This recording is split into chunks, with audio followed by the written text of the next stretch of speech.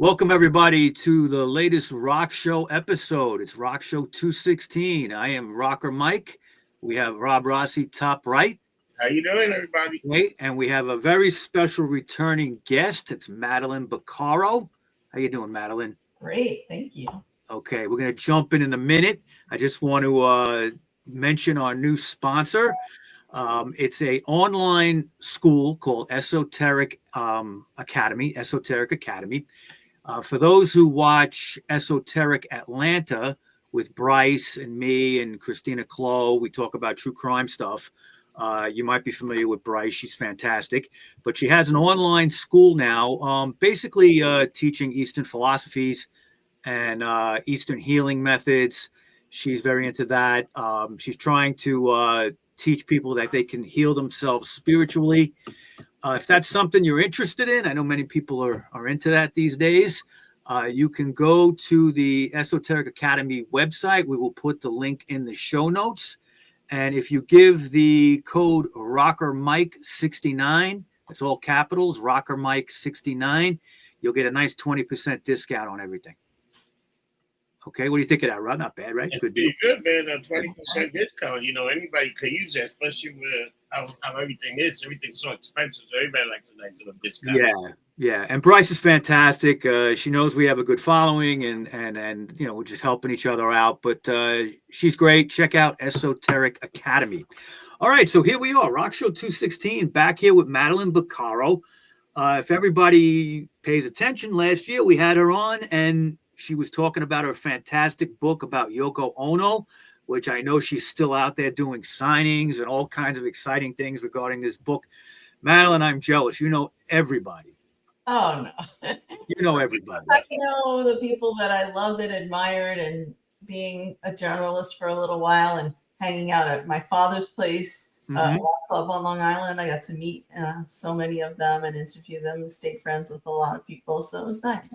And I do have to thank you for connecting me with Susie Ronson, the late Mick Ronson's widow. Beautiful lady. We had her on the show. She wrote a great book. She came down to the International Bar, had a few drinks with us and everything. It was a good time. Yeah. No problem. Great. She's a good girl. Yeah. All right. So we're back today talking about 6 live albums you need to hear. We haven't talked about live albums in a while. We did a couple of shows in the last few years, but it's been probably about 2 years since we talked about it. Yeah, since the last one, yeah. Yeah, it's been a while. And the way we decided to do this is 6 albums altogether. Madeline picked 3, and I picked 3. And not really based on anything special other than we think they're important records, or we really like them, or we just want you to hear them, right? Right. And mine are sort of related because it's the holy trinity of Iggy, Lou, and Bowie that I picked. So. That's true. That's your favorite stuff. It's some of my favorite stuff, too. I mean, the 70s were such a great time for music in general, but really the live album, I think, peaked in that decade. Do you agree? I do, because there were fewer of them. True. There were few. And, you know, you think of Frampton Comes Alive. How many are there, you know? Well, you know, I can name quite a few, maybe with lesser known bands. Yeah. You know, but I always, you know, some people, I've met people say I don't like live albums. And I kind of get that to a point, because sometimes bands kind of do a live album just to get out of their contract, and boom, live album, move on to the next thing. But what we're talking about is nothing like that today. These are bands that were pretty much peaking for the most part at the time these live records were made. And they were kind of like time capsules of that moment. And the trinity you're talking about, you know, Bowie, Lou, and Iggy, I mean, you can't beat that. And that early to mid 70s era, all 3 of them, whether it's studio or live, is just fantastic. Lou Reed was definitely great, man. His live album was really good. Yeah. All these other live albums are pretty impressive, good albums that we got, and it's like they're like probably in the top 10 of a few of the people that we know. Definitely. So what are the 3 you're going to talk about? I'll let you go first, Madeline. So I'm going to do Lou Reed's RockNRollAnimal. Okay. And Bowie's Hammersmith concert, which was a film, and they released it as an album later. And the Stooges, Metallic KO, Okay. the other two are at the pinnacle, and the Stooges are kind of like crashing and burning, but it's still a great record. Yeah. What do you want to talk about first? I'll let you decide. We can do Rock and Roll Animal. Okay. Yeah. Okay. Tell us a little about it. So this was, I still have my original RCA Dynaflex, the floppy disc that they made because there was supposedly a vinyl shortage. But Right. these discs, for some reason, sound fantastic. A lot of Bowie albums are on that vinyl, and Lou Reed's Transformer. These things have such a crisp, wonderful quality to them. And it's indisputable. I mean, there's websites about it, people enjoying that a lot more. And I have actually an article about Dynaflex vinyl on my blog. You want to check that out. Yeah, and just since you brought it up, that's MadelineX.com, right? Right. MadelineX.com, fantastic rock and roll blog talking about her experiences with going to see bands or record reviews. I mean, I love it when you contribute to the Rock Show podcast group page because it always brings a little extra class to that page. Great. I'm glad you enjoy it. Yeah. So, okay, go ahead. This thing was, it was 2 back-to-back concerts recorded at the Academy of Music in New York City in 1973 in December. And it's just the magic of this album comes from Dick Wagner and Steve Hunter. Yes. They were from a band called Detroit. And Lou really loved their cover of the Velvet Underground song Rock and Roll. Yes. And he got them into his band, and they actually did a similar arrangement at the live gig. And that's what was the classic entrance, like Sweet Jane. Mm-hmm. The whole big long introduction instrumental, and then Lou enters the stage, and they manipulated the audience because the audience track was not completely recorded. So they borrowed some audience applause from a John Denver concert, and they were able to manipulate it like on a sitcom, raise the laughter and like a laugh track. Yeah, like a laugh track, and they boosted it up right when Lou came on stage for Sweet Jane, and that added to the ambience, on the record anyway. So that was really cool. And of course, Wagner and Hunter were in Alice Cooper's band, also doing "Welcome to My Nightmare," and they're just fantastic musicians. And the other band members were this guy Pentti Glan from Finland and Prakash John on bass. So this was just a recipe for greatness, even though Lou was almost incapacitated at the time because he was looking like a skeleton at that point. He was like really not well. Like you could tell he was on amphetamines. He was so skinny. I saw him on this tour, so that was a cool thing. I saw him playing at Hofstra University. My babysitter took me. Now, if I remember right, I think I read this in Please Kill Me. Okay.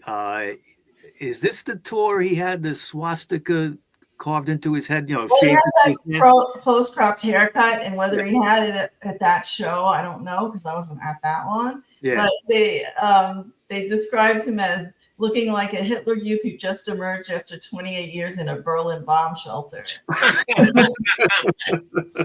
And they'd have to pray that he would even sing in tune. Like he was just whacked. But it was great. Definitely. Now, I mean, this album, and in particular the Sweet Jane track with the long intro, I think it was my introduction to Lou Reed. That's probably my earliest introduction because this stuff got radio play. I remember hearing it, like a 2 for Tuesday kind of thing on NEW or something like that back in the it was a few years after it came out, late 70s, early 80s, probably the first time I ever heard it. Mm-hmm. But I think that this record, it captured him at that period like a time capsule, but it also is different because he never really had that sound again. No. On any other live record that he did quite a few live records, but it was really just a very unique type of sound because he had that band, right? Yeah, and it was almost like an arena sound, maybe because it was so enhanced in post-production. But yeah, he never had a band like that again. And though he kind of achieved that with when Bob Ezrin produced Berlin. He did a whole live showing of Berlin, right, at St. Anne's Warehouse in Brooklyn, and that was amazing. I was there at that. Yeah, I was at that. That was back in the early 2000s, I think. And Hunter and Wagner came out and did the encore. But that band was kind of similar to like a great. But his bands were fantastic. Fernando Saunders, he had Bob Quine out sometimes on guitar, and all his bands were fantastic. But it wasn't this kind of sound. Right. That's what I mean. It was very unique. Now, if I remember right, too, the other tracks that didn't make the cut on Rock and Roll Animal actually came out a year or two later on Lou Reed Live, right? Yeah. That's the one where he's got like the fedora hat on. Yeah. You know, like, that's a good record too. I guess they just figured put it out, or what was? Do you know why that happened? I don't know the story behind it, but it came out later, and it's still combined, isn't the whole concert? There is a bootleg out there somewhere of the whole concert, and it's not even in the correct order. But right. Yeah, I'm glad they at least put out the second. And this record was kind of a welcoming back of Lou. He had kind of like. After the Velvet Underground, he dropped out of sight for about a year, and then he recorded a solo album that really didn't do much in England. And then, of course, Transformer comes out. That's a huge hit. Then he does Berlin, which I think is one of the greatest records of all time. I'm sure you'd agree. But it really, you know, it's funny because when you read about it, and I interviewed Elizabeth Reed, Betty Reed. Okay, right. I've interviewed her. She's a sweetheart too. Yes. And they toured that heavy, that Berlin record. That was 73 going into 74. Mm-hmm. And I think it sold well ticket-wise, but I think a lot of people felt cold with the material, like they didn't understand what he was trying to do with that Berlin record, which really a lot of it is about Betty. Right. You know, things with her. The you know, book is fantastic. Her biography about what time it was. So, we talked to her a couple of years ago about that. Yeah. Yeah. But he was very unwell at the time, and she had to try to manage him, and he was unmanageable. So that was part of the problem. But right. But when he came back to the Academy where this was recorded and actually filmed, there is film footage of it as well. Yeah. Not complete, like you say, but it's out there. You could see it on YouTube. It's in documentaries on Lou. It was kind of a welcoming home of him, and everybody, all the Warhol crowd and everybody, I think was there at those shows, and you know, people from the Velvet Underground era and everything. They were kind of welcoming back, and then he came out with this huge arena sound. You know, I think it's pretty amazing. It was, but of course he was still to a degree on drugs, and well, that would continue through the 70s. But it's a classic, and no matter how you look at it, it's up there with all the live albums, I would say. Yeah, I agree. Okay, so what's next? Why don't you do one next? Do you want to? I was going to say you do 3, then I do 3. We could bounce back and forth, whatever you want to do. Yeah, all right. Want to do Metallica KO? Absolutely. All right. Well, this was February 1974. The Stooges already exhausted everyone's patience with their drug use and all their antics. Legendary drug use. Yeah. And but we see the downfall now in hindsight as like a speed bump, because look what's happened since then. Not only just the Stooges, but Iggy's career, and he just played 2 nights ago at Alley Pally and went off stage waving out of a coffin. He's 78 years old. It's fantastic. So, you know, notoriously, the Stooges audiences brought edible ammunition to throw at the band. Yes. Hence, you have peanut butter at the Cincinnati Festival, and on this one, you hear eggs and beer cans and condiments all crashing against the mic stands audibly. It's really funny. And, you know, you combine it all to make a nice salad, right? But absolutely. The gist of this is that, you know, he just hurled insults back at the crowd.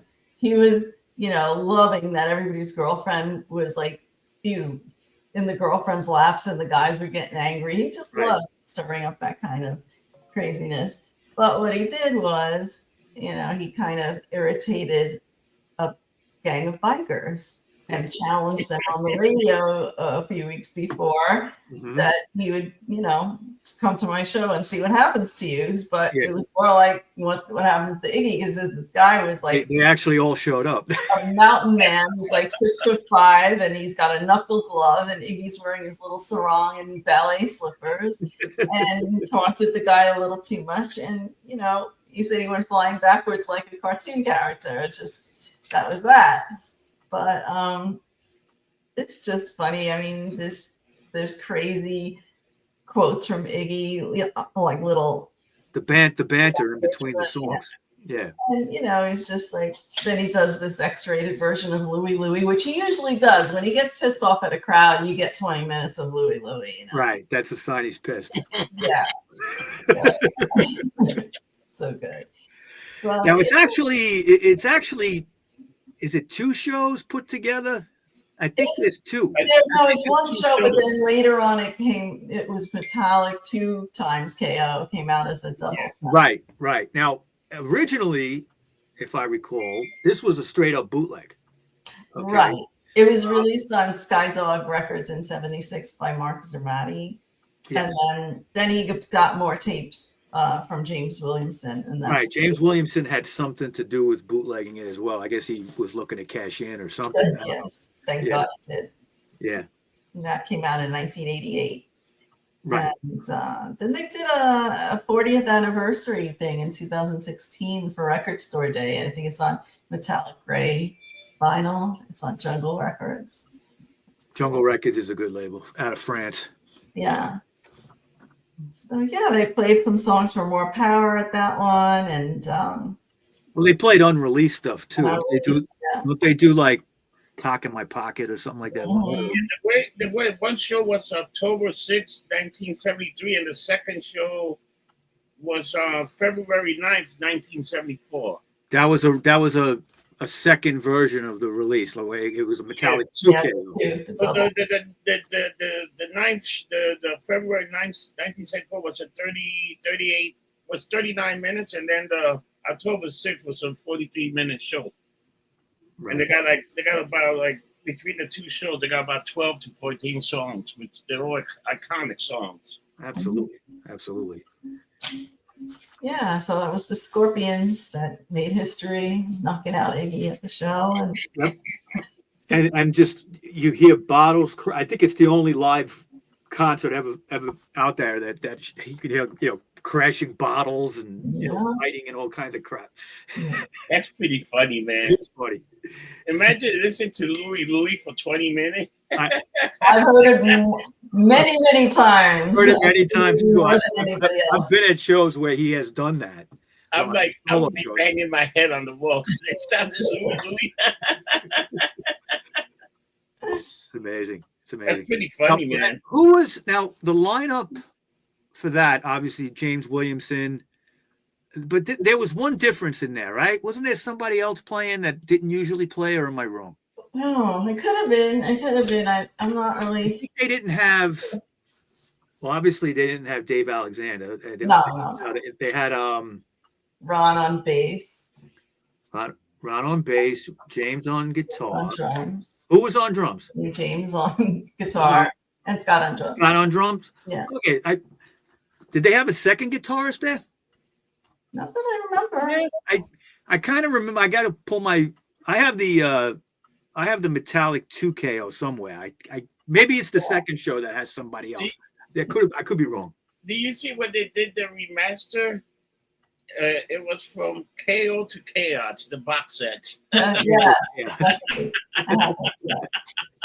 Yeah, this is a live record that everybody needs to hear at least once in their life. Yeah, this is good stuff, man. Yeah. Every song they did, man. There's not a bad song on that whole thing. No, and it's just rock and roll, encompassed in one thing. All right, so next is David Bowie, your favorite. Yeah. Well, if it wasn't Bowie, none of this wouldn't have heard of Lou or Iggy, right? I mean, yep.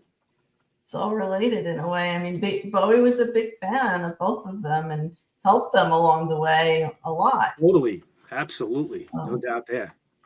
Yeah. So this thing was, I mean, I first experienced this as a film, Right. which didn't come out until the 80s. I think it premiered in Edinburgh in 1979. And it was broadcast on ABC TV in 1974. And I remember having a black and white TV set, and it was it was just amazing. Like, I just wished I could see Bowie in color because the magazine pictures were so colorful. But this was shot for RCA's Selectavision, was the precursor of the video disc players. Oh, okay. Came out on this disc. But Pennebaker was the filmmaker, and he did Dylan's 65 tour movie, Don't Look Back. And he did that, one of the first music videos ever of Subterranean Homesick Blues, with Dylan throwing those cards around. Cards, yeah, right. Yeah. And Tony Visconti later remixed the sound for it. Yes. Put out on the record in 83. And it was released as Ziggy Stardust and the Spiders from Mars, the motion picture. So that was the album name. And it came out digitally remastered on the 25th anniversary. Yeah, they did the 30th anniversary. It had like 20 songs. Yeah. Yeah, stuff was added in. I bought this record from Columbia House. Oh. Probably 1980. 2002 or something like that. I'm not sure. 83 maybe. And it was actually, I think it's the first Bowie record I ever bought. Cool. Then I ran out and I got the Ziggy album right after that. Yeah, but, the Ziggy albums were all good, man. Yeah. And I remember them showing the video, either the film, I mean, or definitely pieces of it. I remember it being even on U68. Oh, cool. And early MTV, very early MTV. Nice. But I don't remember seeing it in its fullness until later, right? Because it never really. Yeah, 83. 83, 84, maybe. I would see it like 4 times because I had the album, the bootleg, and just. There's this great quote from Pennebaker, and he said, "People would come out cross-eyed. It has a profound sexual effect on people, any kind of person, man, woman, dogs. They come away as if they'd gone through something amazing, and it's strange, but it's partly the music and partly just the way Bowie keeps the whole thing in the air. He never lets it fall."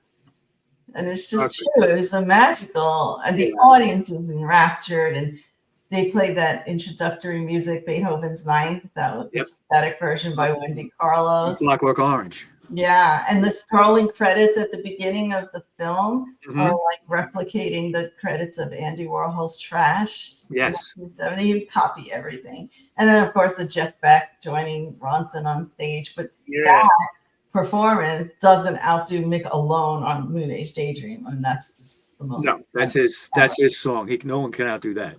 Yeah.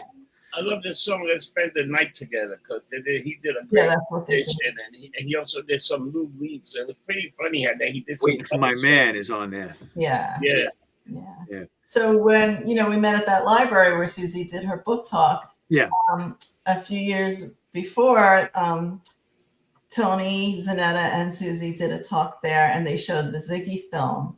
Oh. And it was a really cool night because they both relayed stories of, being there, the management team, and Susie doing the hair and the costumes and all. Right. And it's just amazing. Like, they perpetuated the illusion that Bowie was a big star before he really was, and just throwing all kinds of money around and living in luxury, all on RCA, and Cherry Vanilla as the publicist, and just a really amazing time. And it's just great that I befriended a lot of these people now, and it's just the greatest stories they tell. Yeah, they do have great stories. I mean, Susie's book is great, and what I was impressed with, I mean, of course, she did the haircut. That's epic. But the other thing is she did the costumes, and she would be in charge of these quick costume changes that he would have to do. And in the film, the Ziggy Stardust film, where all this music is from. There is a scene where he, you know, the spotlight's on him, and all of a sudden he just changes into a different outfit. Right? Yeah, she pulls the cape off. It's the Kansai outfit. Yeah. Yeah. And that was Susie doing that, right? Yeah, it was Susie, and I think it's Tony Dupree's girl Melanie on each side of him pulling off. And these Kansai Yamamoto costumes were so spectacular. They had like, names of their own, right? They were called Tokyo Pop and Space Samurai and Spring Rain, Woodland Creatures. It was so cool. And yeah, they had to pull those off, and she had to get them cleaned and, you know, going to dry cleaners, but afraid that this faux plastic would melt and these problems that nobody else ever had. But you know, and just the historical part of this night is that he broke up the band without the band knowing they were being broken up. I was just going to bring that up. That's crazy. At the end of the show, he says, you know, this is the last gig I'll ever do. You know, last show I'm ever going to do. And Ronson had no idea that was coming. Mick knew. He had told Mick. Well, Mick knew? Okay, I didn't know that. On the slide, he kind of knew he was going to produce Mick later and whatever, keep him around, but the other two didn't know at all. So, wow. So they were probably shocked when he said it, but it wasn't his last thing. It was just Ziggy. It was Ziggy Stardust. He did a 1980 floor show for television after that without them, but other than that. I remember that. Yeah, the 84 Channel 7 show, I think it was. It was Special showed it. Oh, okay. I remember. I have a full Facebook group just about the 1984 show. It's called Bowie. Oh, okay. I got to look for that. I didn't know you had that. Bowie 1984 show. Yeah. Do you remember Bowie's Glass Spiders tour? Mm-hmm. Yeah, I saw him at the Meadowlands on that. And that was a TV show too. And he had done, I think it was the first time he had done like some of those songs in a long time. He brought back some of the Ziggy songs he hadn't done in a while.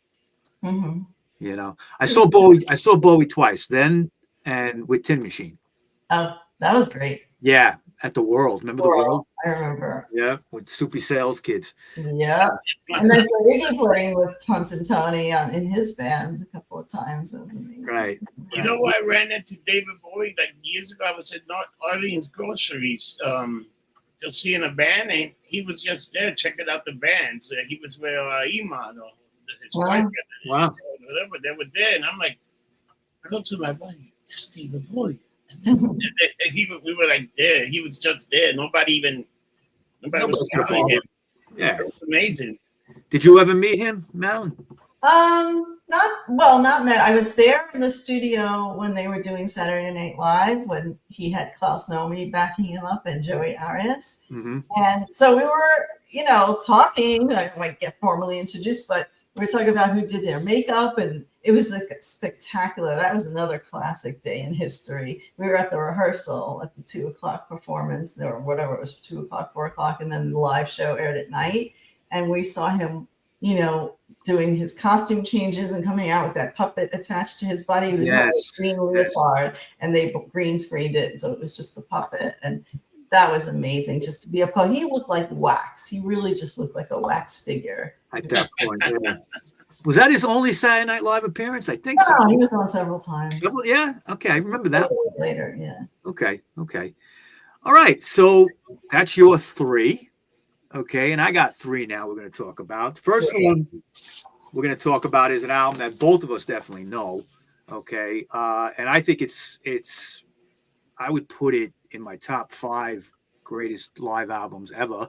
And that is It's Alive by the Ramones. This album to me, it's just a perfect record. People always say, Desert Island Disc. What would you take on a Desert Island? I would take this record because it really is their first 3 albums live. Yeah. Okay, minus maybe one song or something. But it's like it caught them, at their peak. It was recorded December 31st, 1977 at the Rainbow Theatre in London. The actual release was in April of 79, which was a interesting period of time for them because they had recorded Road to Ruin and released that. And they were about to work with, they were beginning to work with Spector for End of the Century. And that would come out later that year. So it was kind of like a throw in between these two records, but I mean, I think it just it gets them at their peak, and I have a quote here from Tommy Ramone that is fantastic. I think this hits it on the head. He says, and by the way, this is the original lineup of Joey, Johnny, Dee Dee, and Tommy. Yeah. Okay. He says, since it was New Year's Eve, our management brought in some balloons and gave everybody these Gabba Gabba Hey signs to wave around. It was very celebratory. Johnny Thunders was there. Sid Vicious with his new girlfriend, Nancy Spungen, was there. Elton John was there, dressed up like Marlon Brando in The Wild One. He said we'd honed our craft really sharp by then. The Ramones sound was basically the essence of rock and roll, and that's what we were going for. And I think it just really got them at their peak, and you couldn't get any better. They did basically 2 official live albums later on, which unfortunately I like.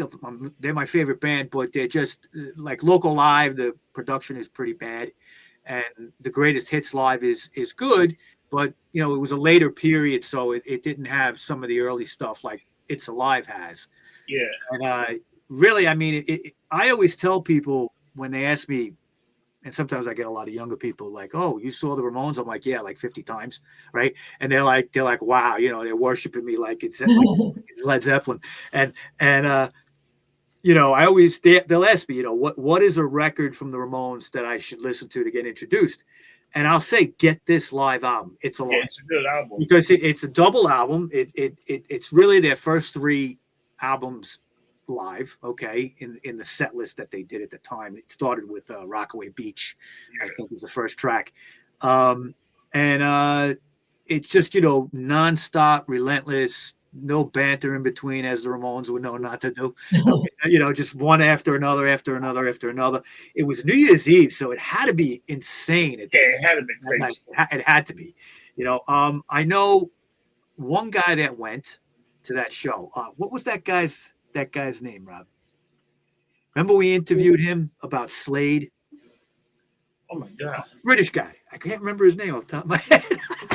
Not Robert Balls, right? Oh God. What's the guy that did that wrote the books about all the also? No. We're going back a couple of years before we were even doing video, when we were just faces made for radio. Oh yeah. Anyway, I'll think of it and I'll put it in the comments on the YouTube. Mike, you want to hear what's crazy? It's a double album. Yeah. It got like 20-something songs, and it's 53 minutes long. That's Ramones. For people with 0 attention span and ADD, that's perfect. It's the ultimate ADD album for person that you get a lot of the best songs from the Ramones in that album. Now you know how they got the name? It's Alive. Oh. You got to know, Madeline. I don't remember. It's from the movie. It was a movie that came out in I think 1974, a horror movie called It's Alive with the killer baby. Oh yeah. It was a baby killing people in a hospital and everything. It's man, they like that horror joint because they were part of the Pet Cemetery. Yeah, well, Johnny Ramone was a tremendous horror movie sci-fi fan. He was known for he had a gigantic, and I guess his wife Linda still has it, an incredible movie poster collection, which he showed in a few documentaries, but I've seen them in other things. Everything from Elvis movies, original posters for Elvis movies, an Elvis fanatic, and to horror, sci-fi stuff that would be very pricey because it'd be very rare, But okay, we got side 1, side 2, side 3, side 4. Like you say, it's only about 38 minutes or something long, right? No, it's, both albums together is 53 minutes. 53 minutes, right? 53. Yeah. It's like 4. It's a double album, man. It's 2 sides. It's insane. Now it was produced by Ed Stasium and Tommy Ramone, who were actually they had teamed up together for Road to Ruin. Tommy had left the band at that point. Tommy Ramone and Ed Stasium, Stasium would produce a bunch of things for them and some other great bands as well. And actually in 2019, they came out with the 40th anniversary edition in September of that year, which was actually 4 CDs, 2 LPs. There was another show added in there from like a couple of days later. Actually, too, that show was recorded December 31st, 1977. There was an official live album that came out many years later, I want to say in the early 2000s, that was recorded when they came back to America, I want to say 2 weeks later. And it was recorded live from WNEW at the Palladium. Oh. It's basically the same exact set. Okay? I don't think there's any difference. Mm-hmm. But the other album is the local live, right? No. Local live came out like in '91. That was later on. Yeah, that was the CJ Ramone era. Which there's an interesting story with that too. Real quick is they recorded that in Spain. I want to say Madrid or Barcelona. I think it might have been Barcelona. And I heard that I never got a real confirmation. I heard that like they lost all the masters to that and faked that record. Oh wow! I heard. I don't know if it's true, but the production is awful on it though. I don't. It's very muddy, and I think Bill Laswell might have done. I don't remember who did that, but it's not it. The good thing about it is it was a period where they were kind of like, on the upside again because CJ was like a nice kick in the ass to the band, And but they, this is some of later stuff like Pet Sematary and stuff from the Brain Drain album, and it was basically the Brain Drain album tour, I think. Mm-hmm. So it was good, I just thought of something. What's that? And you said, how many songs are on there, and it's only an hour. Like I've seen the Ramones loads of times too, starting at CBGB. But did you ever get the feeling like, oh, that went by so fast, it was so short? I was just like, next song, yeah. No, it's not like they played for 20 minutes. It just felt like it felt like an hour and a half. It never felt too short. No, you're right. I mean, and back then they only had the one album. That didn't even come out yet. And they're only doing a few songs, but I saw the Ramones. Yeah, but you knew what you were going to get with them. That's why you were seeing them. They were known for that. There was nobody else doing that. Imagine if you seen the Ramones Madison Square Garden, you would have to have like 6-7 bands. So when they come out, half of them. Well, they opened for. I think they opened for Black Sabbath one time in the I want to say 76 maybe or 77. And I think it was either at the Garden or the Nassau Coliseum. I think it was the Coliseum.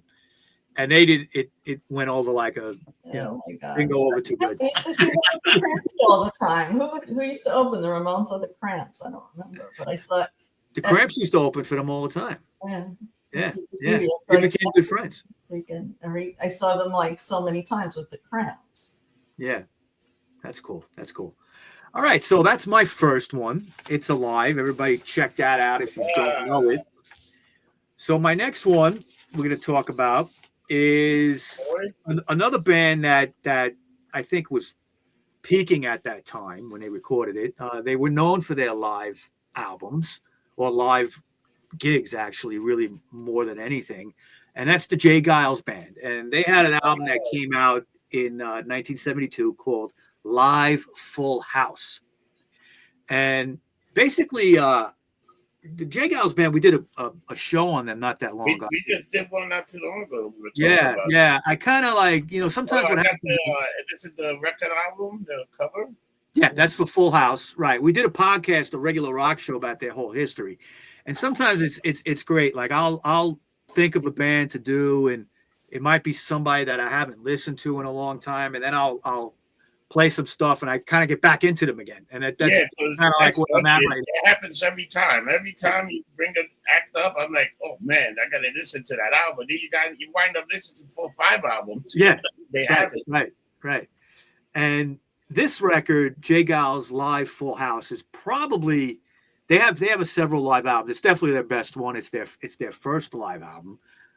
It actually peaked at number 54 on Billboard in 72. and the airplay they were getting was the tracks "Looking for a Love," which is an old soul song that they covered. A song called "Serves You Right to Suffer" that got on the radio a little bit, and it kind of was setting them up for their breakthrough record in '73 called "Bloodshot." At that point in '72, they were a Boston band, okay, but they were very popular in Detroit. And that's where this record was recorded, at the Cinderella Ballroom, which I don't think exists anymore. But it really, the Detroit fans for Jay Geils were crazy. They were totally into this band. And of course, at that time, Detroit was known for the Stooges, the MC5, Alice Cooper, many. The historic band that did an album there, the Detroit album, Kiss. Probably one of the best live albums you will ever hear. Oh yeah. That would be about 2 years later, 3 years later. That was in Detroit too. So Detroit had a thing where live shows. They knew how to do them. Right. What do you think of Jay Geils Band, Madeline? My friend was really into them. I remember, and I remember the red vinyl. Bloodshot was one of the first colored vinyl records. Yeah, right. I liked them. I didn't buy their albums though for some reason, but they were always on the radio. They were fine. I never turned them off, so that's a lot to say for me. That's a good sign. Yeah, you had the patience to listen. That's good. And Peter Wolf, the singer, actually, I should mention, he just released a book a couple of months ago. I heard, yeah. And I haven't read it yet. I have to get it. It's supposed to be great. Yeah, it is. There's a lot of juicy gossip in that book, I hear. And he did an in-store signing and interview at the Strand down on Broadway and 12th Street. And I heard that was great as well. There's some clips, I think, on YouTube of that. This record, Jay Geils Band Live Full House. It's a cool album cover. Okay, you had it up there for a second. It's just kind of like that yellow background. Yeah. Right. Now, if you notice, okay, it's not a full house. The deck. No. Okay.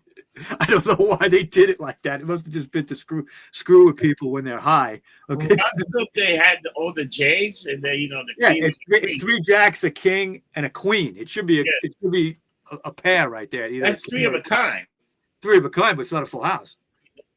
Notice that's not a full house. Yeah. So this would be the first of 3 live albums that they would be known for. Okay. One called, the other ones were called Blow Your Face Out, and another one later in '82 called Showtime. That was after they had really made it with Angel in the Centerfold and all that stuff, in the early days of MTV. Another track they do on Full House that I love is the song that was written by Smokey Robinson called "First I Look at the Purse." I was going to say that. That's a great track. That's a great track. You know who did a freaking fantastic version of that? You got to know this band, Nashville Pussy.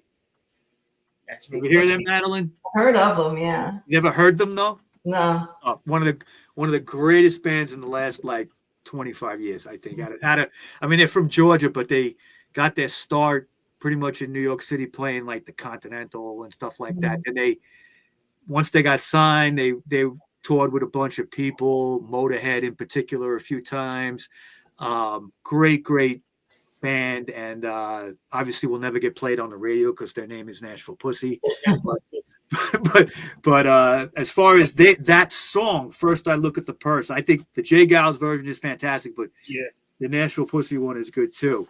Mike, if you look at they had some heavy writers that wrote some of the songs for these 7 songs that was on these albums. It's like a who's of. Well, they were known for their covers also. Jay. Yeah. Okay, especially early on. Yeah. When they started, they didn't have a whole lot of originals. They did a lot of kind of like blues versions or R&B basically stuff. They called themselves an R&B band. That's what they called themselves first. But they do like a John Lee Hooker song, Serve You Right to Suffer. I'm trying to think. The only thing that's really original on they that. Got one song there. Yeah, they got Hard Driving Man, right, on side 1. Yeah. I mean, these were like, it's a short record. It's really not a long record. It's like 35 minute song. I think there's 7 altogether. 7 songs, yeah, it's 35 minutes long. I was looking at. I mean, it's great. You know, that's great. They don't have like, you know, people think of them as like a jam band, but they're really not. They're kind of like just heavy, short 3-4 minute songs. Yeah. You know. All right. So live Full House, you should check that out. That was recorded at the Cinderella Ballroom in Detroit, released in '72. Geils Band. All right. So now we're going to talk about a band that Madeline told me she knows nothing about at all. Okay, a guy we knows nothing about at all. But she's not alone because we just did a podcast. Yeah. But by the time this show will be up, the podcast about this guy will be up. Yeah, it should be up. It should be up in June. June, so right? Waiting for the Tom Waits. It's still loading. I don't know what the hell happened with that video. Well, by the time everybody sees this, it'll be done. But we're talking about Rory Gallagher, the guitar player. Yeah. Right? And Rory Gallagher is often called the greatest guitar player you never heard of. Okay. And I believe that's true. He was born in Ireland. Okay. He's from the north of Ireland, Belfast area, I believe. And he never quite broke in the States. Okay. And the record I want to talk about is Rory Gallagher Irish Tour 74. Okay. And I think this is a fantastic live record that, again, catches this guy at a peak, though he had a very long career. And he was known for his live records. This one, I think, is the best one. Okay. It was released July of 74. It was recorded in January of 74. And it's basically, you know, everybody that I know that is a big guitar player, you know, loves playing guitar, consider themselves, you know, a fan of anybody that plays guitar. They all know Rory Gallagher. They all respect him. Clapton was a huge fan. Jeff Beck was a huge fan. He had a big following, obviously, in Ireland and in Europe. He did tour the United States a couple of times, but not too often. And he never really broke. It's just one of these things, you know. It's a shame. But actually, the album is 80 minutes long. Yes, it is 80 minutes long. I believe it's a double record. Yeah, definitely got side 1, side 2, side 3, and side 4. But then when they released the 40th anniversary, it came with I don't know how big this album. It came with 8 CDs. Yeah, 7 CDs and a DVD at the end. Yeah, that's right. The show that it's originally from is a show in County Cork, early January of 74. And then they added some songs from a show in Dublin a couple of days earlier than the Cork show. That's what it was called, the Irish Tour. Irish Tour 74. Yep.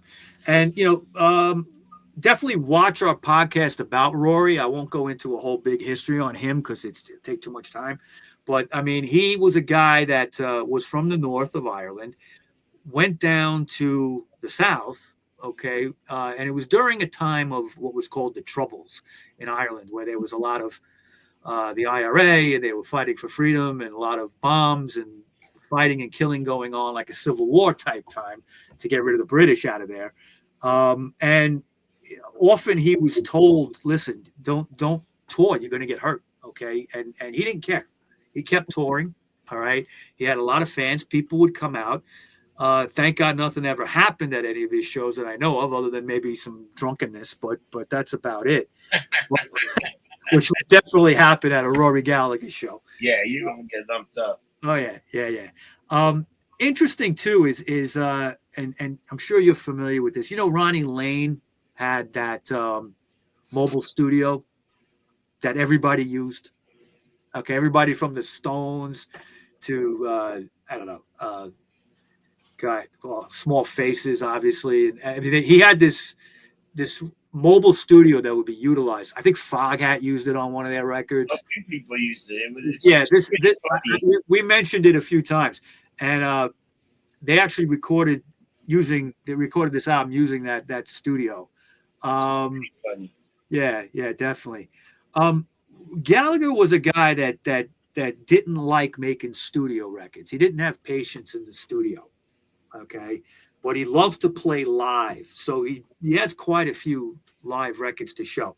But I think this one is probably the best one. I think it's the first live album. It was his sixth record at that point. Okay, but I think it's his first live one. It sold 2 million copies worldwide. Wow. And it's really in Ireland. It's like a classic record that everybody has, because they love them. And he was one of these guys that was totally approachable. Okay, like he lived in a very simple house, and he'd walk around the neighborhood, whatever, and people would just go up to him, hang out. He'd hang out in the pubs and everything. He was like a regular guy, but he'd be up there, and he was, people like Clapton wanted to play with him, and Brad and others. I think Jimmy Page was a big fan as well, But you never really picked up on him, Madeline. I'm surprised. No. I mean, I know who he is. I've heard his name, but it's not my thing. Let's put it that way. Yeah, you got your holy trinity. Yeah. Which wasn't bad, Lou. I actually 1,000% respect your musical taste. You're fantastic.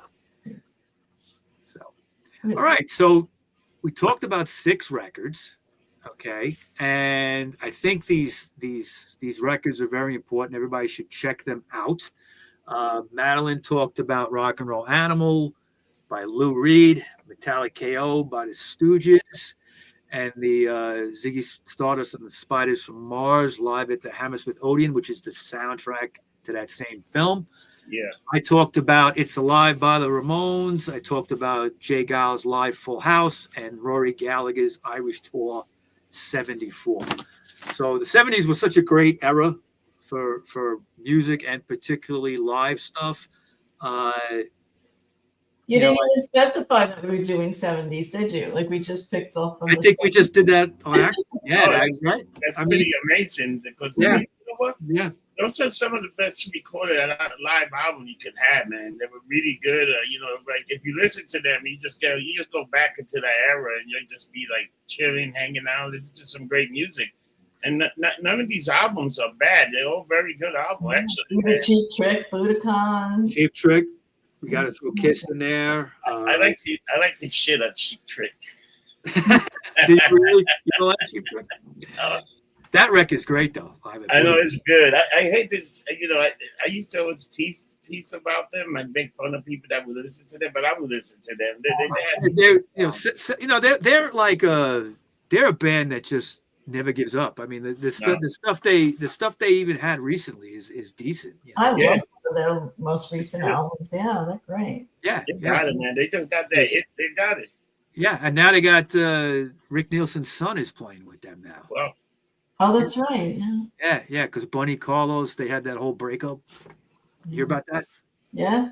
Yeah, Bunny Carlos had a big falling out. He was suing them and everything. Yeah, bad. Bunny, the root of all evil. Yep. It is the root of evil. All right, so Madeline, your blog, MadelineX.com. Everybody's got to check that out for her writings. And occasionally she puts that stuff on our Rock Show podcast group page. But definitely go to her blog. She's fantastic. What do you got coming up? You still promoting your book? Yep, still promoting my book, In Your Mind, The Infinite Universe of Yoko Ono. Also, I might be doing a book just about Yoko's music, which would be the musical universe of Yoko Ono. There's a lot about her music in my biography, but I want to go a little deeper. Yeah, I mean, you are an authority on that woman now. Well, I've loved her since I was 10, so it's been a long, long time. I grew with her, and just it's ingrained in me, her stuff, and her music, her life, her philosophy. It's all fascinating. Yeah, it's great when you could, write about or work hard on stuff that you really love. That's like a blessing that not everybody has. But same with our podcasts, I mean, we're just a little podcast. Sometimes shows do good, sometimes they don't. I don't really care, but I just love talking about the music because, I could be sitting in a bar. It could be the International with Rob, and someone will be like, you did a podcast on this person, and I didn't know that about them, and thank you for telling me that. I went out and I bought 3 records. It's like, Yeah. oh, it's like you plant these little seeds. It's great. Yeah. It's the same with your blogs. I mean, you go into the deep detail and everything. It's well, I like to keep the history straight and keep the truth, especially with like young people not knowing anything, and then also now with AI generating a lot of fallacies. So yeah, that's a problem. And unfortunately, rock and roll is not really in the public conscience anymore. So there's nobody picking up the mantle. There's just people like us. And there's some young people. I shouldn't say there's none, but it's like, it's almost like it's not in the public consciousness anymore. So they're hearing these stories, and who knows if they're getting the truth or what, Yeah. All right. Anything else, Rob?